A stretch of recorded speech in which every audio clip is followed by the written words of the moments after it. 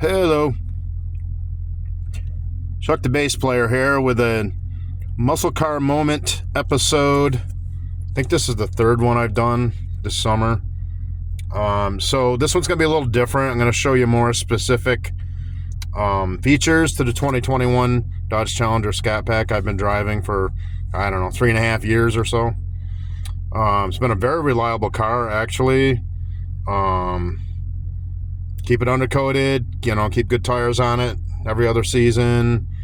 It'd be every season if you're doing burnouts, but there is a line lock on here for burnouts, so you can see the page. Here's performance pages that you open up, and this gives you your gauges if you want to see your information, and you can populate it with whatever you want to see. Timers, I don't use that much because I just use a stopwatch thing. But you can use that to track all your progress. G-force. And at the boneyard, the owner has an actual law enforcement speed radar, so he can track everything. And then also, his traps are, he has timers on his traps, and at the end of the quarter mile, it's an old road. It used to be part of a state highway, and it was cut off, and then so both ends of it are woods and the property that he owns. So it's in the middle of the state. I'm not going to give locations because Bob would shoot me. So but it's not a sanctioned track, but he does have insurance and all that stuff. But I could take somebody with me there someday, but I don't know if I'm going back there this season or not. I've done numerous time trials there. You can just do time trials, or you can compete or whatever, and there's no trophies, there's nothing official with it, you know what I mean? You're at your own risk, and he takes no reliability or responsibility for anything you do, but he does have insurance, so. But anyways, I'm not going to give locations or any of that kind of stuff, because he doesn't want anything online. I don't know why, because he can make some killer content, but I think that because of the liability thing, maybe legalities with him not being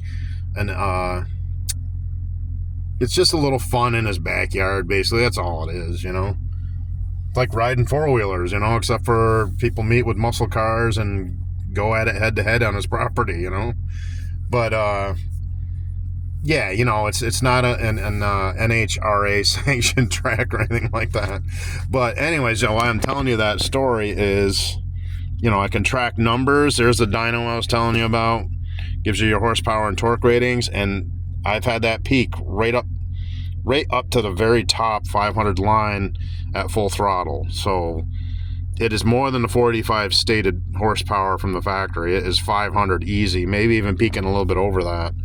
Bone stock, like I said, I'm a purist. I don't mod or do any of that. The only thing I ever done is a drag pack with weight reduction modding, and I did do some trials with that, and I did do some runs for you all on my earlier content a few years ago with this car, So, you got your G-force, you got your engine. This gives you your horsepower and torque, so watch. See, and that gives you real time. So, basically, you can keep track of everything.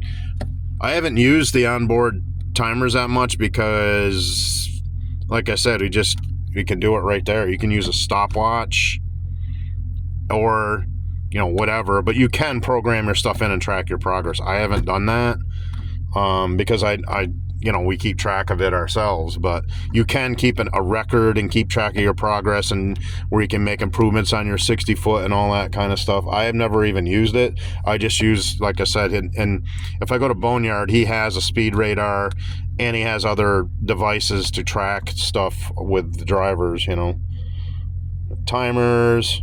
Yeah, see, you get all your stuff there. 60 foot, 330, 8th mile. eighth mile speed, 1,000 foot, quarter mile speed, all those things. I haven't used it, like I said, because I keep track of that myself anyways. It's not rocket science, but the 60 foot, you do need to, and he keeps track of that stuff, but I can't do that on the street unless I use this onboard performance pages feature.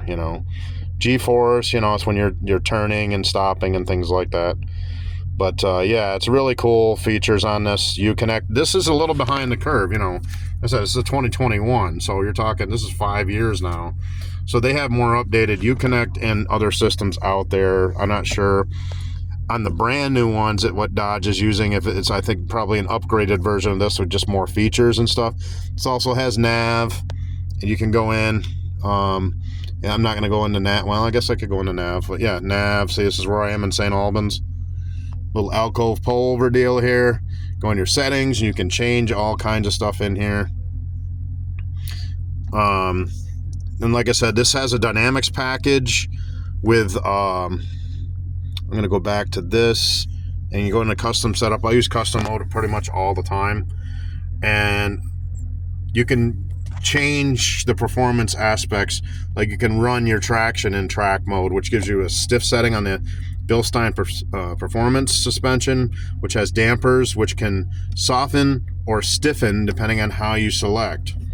I keep it in street because it gives you your maximum traction to the rear axle traction control system, and you can turn it completely off too. If you hold in this button here, hold that in, and it turns your traction control completely off.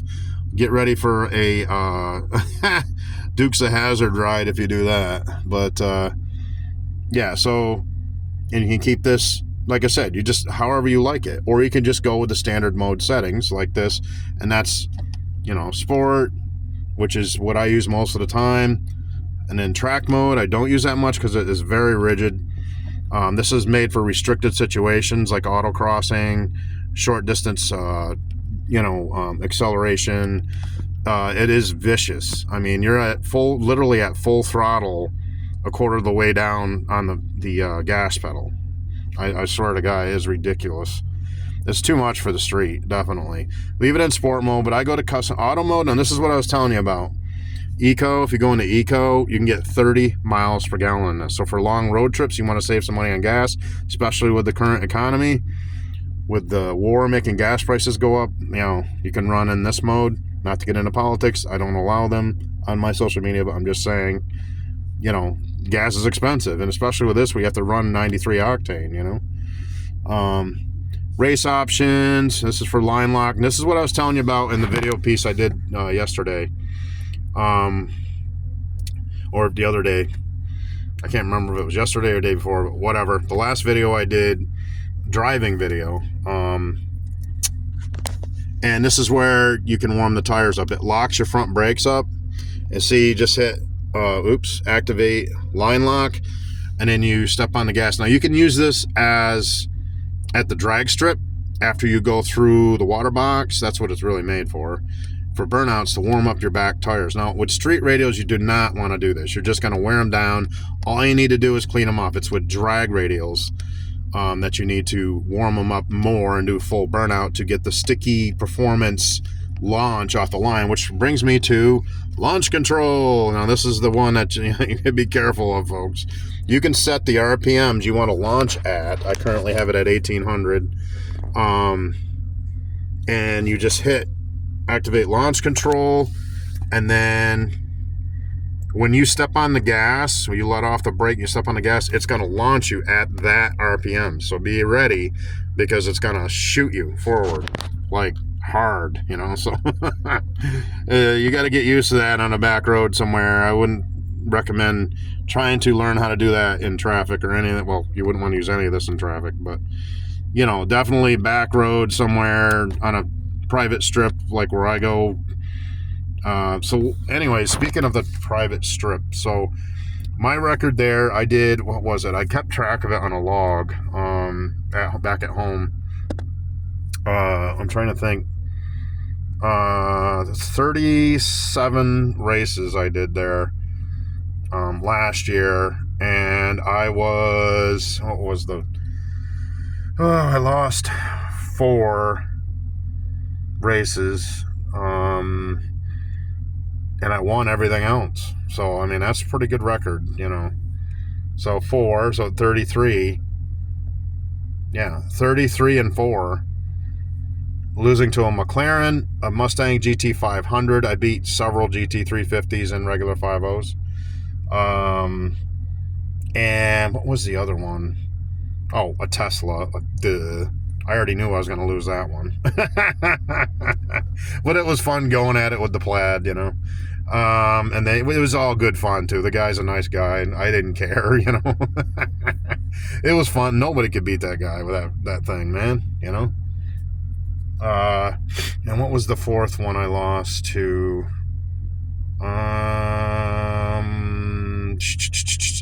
BMW M5. That's what it was. Well, that thing's a beast, man. 680 horsepower, twin turbo V8, all-wheel drive. I mean, you know, and it weird is it's a sedan. You know, but the M5 is a beast, and it is a nice car from BMW. I wasn't sure. I mean, that's more of a Hellcat competition category vehicle, but yeah. But yeah, this, anyways, you can get good gas mileage here. I don't use it because it's no fun. I just leave it in custom mode, you know, where I can program the features that I want. I want a nice soft suspension, and well, unfortunately, that loosens up the suspension, so that, you know, for performance, this is just for cruising and general enthusiast driving. This isn't really for performance. You want to go full sport mode because it stiffens up the steering, it stiffens up the suspension on your cornering. That's huge. And track mode's actually best for cornering too. You know, hello, track mode, you know, simulating track conditions. With turns and autocrossing, that's what track mode's for. Drag racing, it's better for sport mode, to have it in sport. And you want it in full sport mode. If you're going to race anybody, yeah, you want it in full sport mode. Because then it loosens traction control, but it doesn't turn it completely off or reduces it as much as track mode does. Or, you know, like I said, your traction control button that you control there. So, you know, you just hold it in and then it beeps. Well, I guess I could do it. So watch. Hold it in. Watch.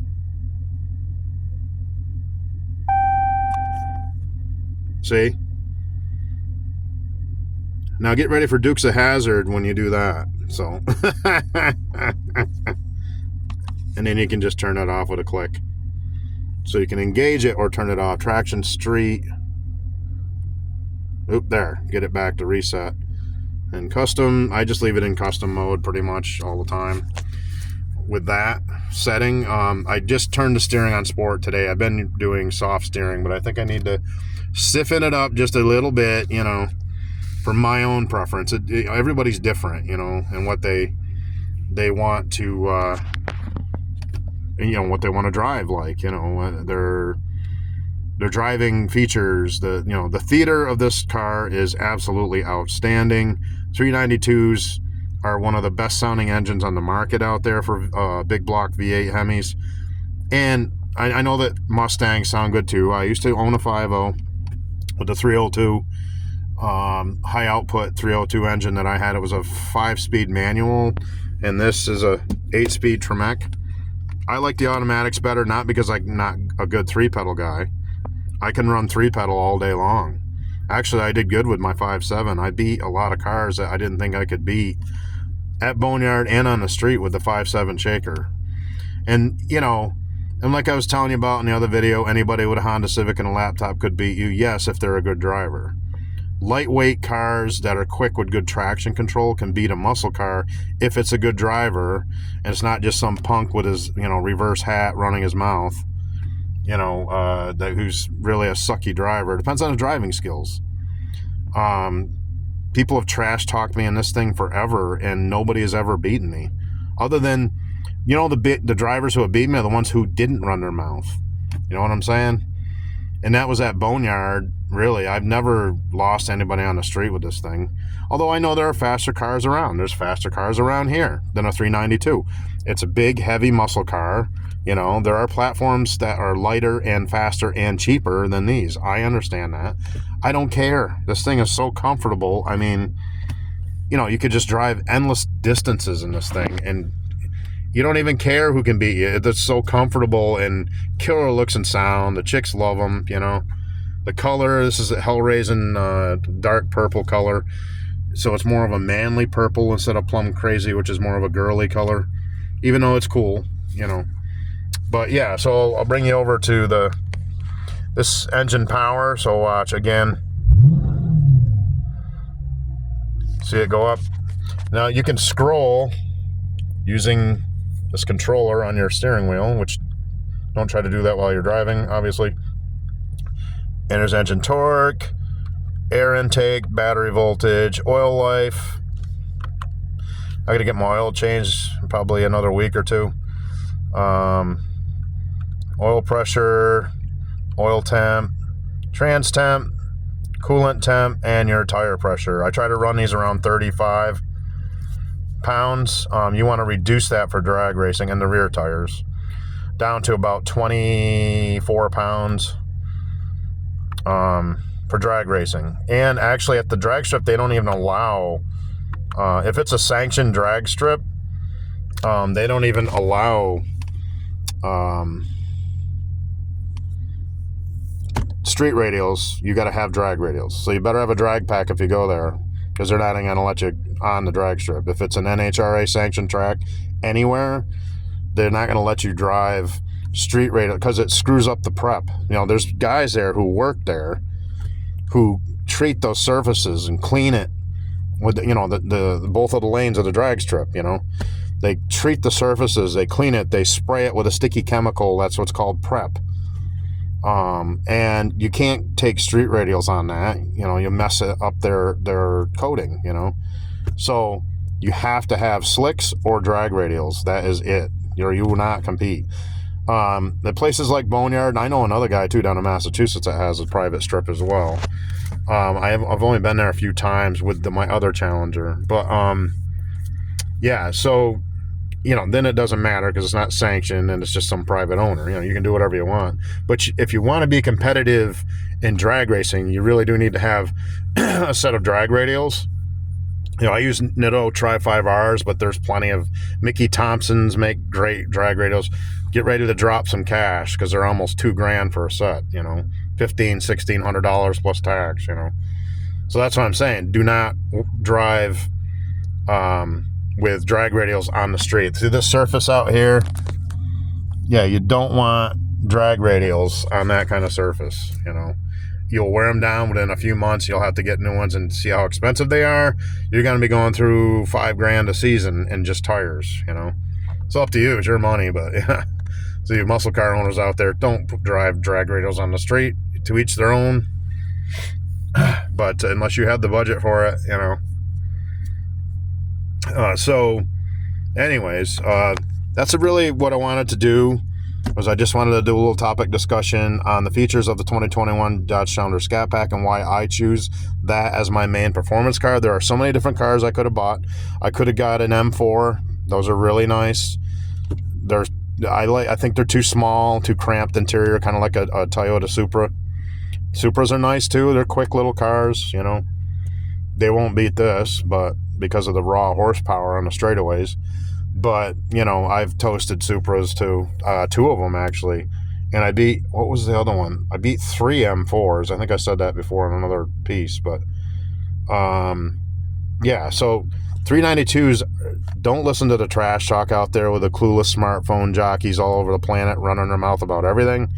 They do not know what they're talking about. Trust me, you get in this thing and you know what you're doing. And like I said, when I did the example on a back farm road, from my driving piece, and sorry about the flickering. I got to get my new cam up and running. It's partially there. I've got it formatted, but I'm thinking next month I might do something with that. This is still the old cam.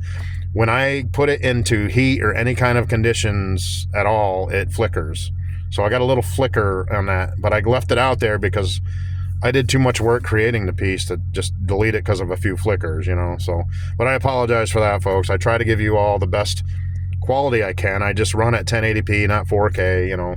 4K is your best quality, you know. So that's really, I could give you a walk around. I mean, I don't know. I don't really know what else to explain about it. Oh, we're back to the drag racing thing. So let's shut it down. So go back to your drive mode screen, which you don't have to. You can just shut it off, but shut it off. All right, so I'm just trying to think of what else to talk about. Yeah, so as far as roll-off method versus launch control is probably better as long as you dead hook and you've got your tires warmed up properly. Again, DA, all the factors. DA, driving skills, meaning your reaction time, your 60-foot, how you launch. Don't spin out like I did in the example the other day, or you're just going to lose the race, if it's a good driver on the other side of you that way. I've spun out and won races before because the other driver was just not very experienced. And long story short, I toasted him as well. But, it's driving skills. So roll-off method is, I can show you right here. Yes, I need to vacuum my interior again. Is you just take your foot like this and you have it halfway off the brake pedal. See how I'm kind of over to the right, not in the middle where I normally would be during normal driving, like this, and you just roll off just like that. Boom. When that tree drops to the green, boom, it's your reaction time. Boom. You got to practice that. Know what I'm saying? You've got to practice that because that can be the difference between you winning or losing a street race or a drag race at a sanctioned drag strip. I do not recommend going to unsanctioned drag strips, even though it is fun. I did it. I've done it for years. I don't know if I'm going to do it anymore just because I go through too many tires. Every time I go there, I'm burning through a set of tires, so extra $3,000 per season in tires just going this place, But yeah, so try to stick to you should have a separate set of rims and tires. Beadlocks are best, but they're more expensive. And you need to be able to change your own tires. If you're driving your vehicle to the drag strip and you're not trailering it, a lot of guys trailer them for this reason. You can, you got to you take your interior out. This is what Chris does. Scavenger 1320 on YouTube, check his stuff out because he has this exact same car and he has won championships with it. Legion of Demons and all those different races down south. He lives in Dallas, Texas. He's a nice guy. You can chat with him live right on his, YouTube channel when he runs lives. Chris is great, man. He's just totally cool, nice guy, very knowledgeable, does his own mechanical work and all that stuff, a lot of it, and he has this same car, same color and everything, only in a 1320 version, which means it comes drag strip features set up in it right out of the showroom, So those have a little faster ET bone stock because they're already set up for the drag strip with drag radials on them from the showroom. About the same price, they're about the same. These are in the 50,000s, I think I paid 56 for this, and it had 6,000 miles on it 3.5 years ago. Now it has 69,000 miles on it 3.5 years later. So I put about 20,000 a year on, I do a lot of driving, for miles, so in a couple of years, I'll be ready to trade in and get a Hellcat or whatever. It depends on situation at the time, like I explained before, but so yeah, I could probably at least pop the hood and give you I don't know how many of you out there know about or even care about, performance vehicles. And so I don't know. I'm just providing some content, and things that are very real to me in my life are music and muscle cars and chainsaw stuff, All right. So we're going to get out.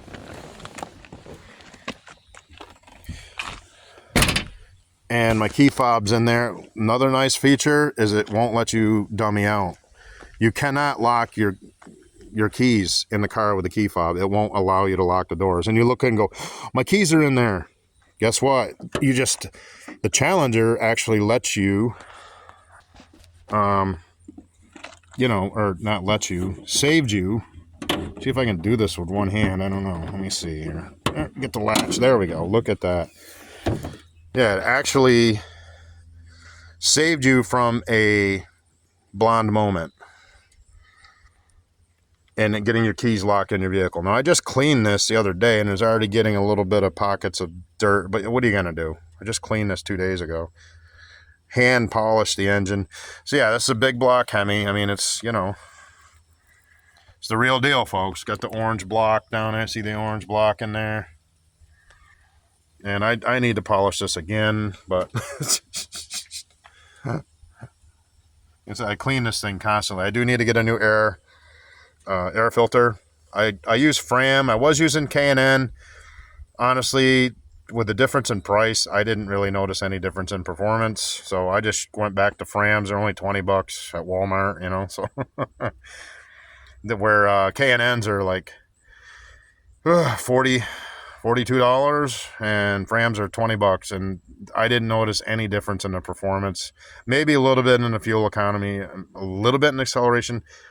Not enough to justify the difference in price. So anyway, so this is a 392 cubic inch big block Hemi V8 from Dodge. And you can see it's all there, you know.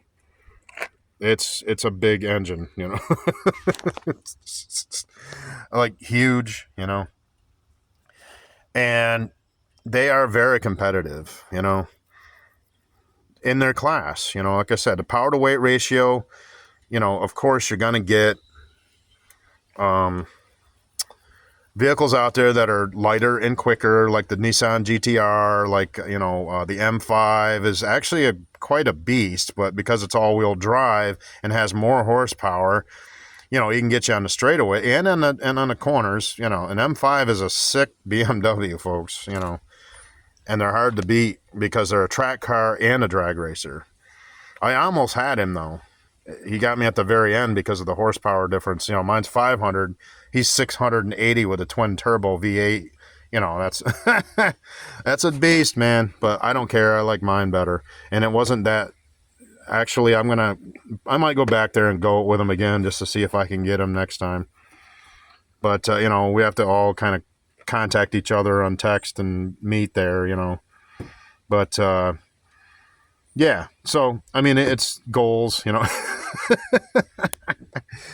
I do want to beat an M5 someday. M4s I've beaten left and right, you know. Just they don't have enough horsepower on the straightaways. They're better on tracks, don't get me wrong. As a track car, they're better. But you can't beat these on a straightaway, man. Not without something with more power, like the M5, you know. Or the Hellcats, but I beat a Hellcat as well. And why is that? Driver skills, like I said 100 times before. All right, let's do the... All right, so I'll show you my tire, and I can show you the brakes, too. So I just run the Advanas. You know, these are $750. They're not as good as... they're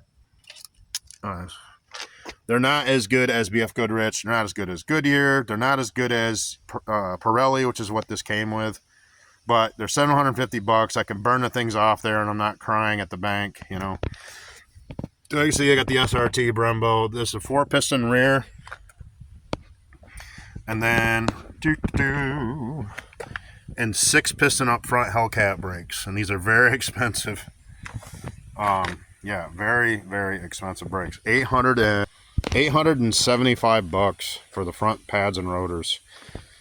And every other year you got to replace those. And again, depending on how you drive it, it's got the dual... It comes with the dual exhaust. Let me see. I can't see because of the sun. Let me switch. It comes with the Mopar dual exhaust, you know.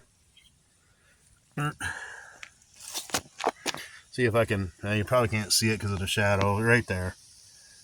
You know, on both sides. You've got the dual... I think it comes with X-pipe. Dual Mopar X-pipe. You can change it to H-pipe, which actually has better flow, but you're going to be dropping $1,500 on the exhaust. That's really about it, you know. I mean, it depends on what you like for vehicles, you know. These cars are expensive. They're you know, higher insurance. They're dangerous. You can kill yourself in this thing pretty easily, you know. and wait until you get into the supercharged Hemis, you know, which may be something I'll explore, because then I can go back and dominate Boneyard. I'm pretty much up there now, even with 392. I can imagine if I've got a Hellcat. But again, it's driver skills, folks. You've got to know how to dead hook these things. If you don't, then lesser cars will beat you. Like I said, you know, my 5.7 was not as vicious as this, because it wasn't an SRT. It's just a standard production engine. It was still a cool car, don't get me wrong. It still sounded great, killer looks and sound, that traditional street muscle. But street muscle's where it's at, folks, for me. You guys, whatever you drive is, you know, 90% of the sane drivers out there in normal people cars is really the best route to go. So thanks. I am Chuck the Bass Player and August Theory.